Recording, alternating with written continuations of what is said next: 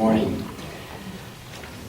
The first reading today is a seldom used passage from Mark's Gospel and tells the story of Jesus' encounter with a non-Jewish woman who asked him to heal her daughter.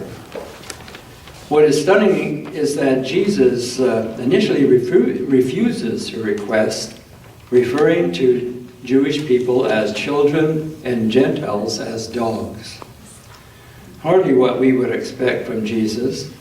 However, the point of this story is that it marked a change in Jesus' mission, that what began as a call to the Jewish community to follow a new way became a call to all people, regardless of their particular beliefs, to embrace a new way of being in the world, a way to love.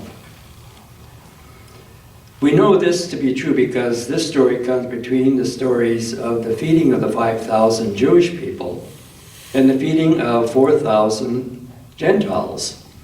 Jesus himself was transformed, changing his mind and his heart, evolving his own understanding of God in the process. Mark 7, verses 24 to 30. From Galilee, Jesus set out and went away to the region of Tyre. He entered a house and did not want anyone to know he was there. Yet he could not escape notice. But a woman whose daughter was ill immediately heard about him, and she came and bowed down at his feet. Now the woman was a Gentile, Syrophoenician origin. She begged Jesus to heal her daughter. He said to her, "Let the children be fed first, for it is not fair to take the children's food and throw it to the dogs." But she answered him, "Sir, even the dogs under the table eat the children's crumbs." Then he said to her, "For saying that, you may go. Your daughter is well."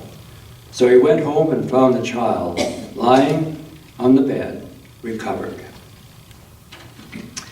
The second reading is another passage from Richard Wagamese' book, Embers. In this conversation between Richard and old woman, we hear the same message, that every life is of value and every person needs to be seen as a God-filled gift. Reading Richard Wagamese. Richard asked the question, "What's the hardest spiritual thing I'm ever going to have to do?" "To see every person as a gift," the old woman said. "What kind of gift?" asked Richard. "The best kind," the old woman said, "based on the way you receive them." "I don't get it," Richard said. "I know," said the old woman, "but you will. If you receive others as worthy, lovable, spiritual creations, perfect just the way they are, you get to see the highest possible version of who you are. You get to be that, experience that, and you become a gift to the world." "Sounds hard," said Richard. "The longer you think that, the harder it gets," said the old woman. Richard finally, the funny thing is, she was right.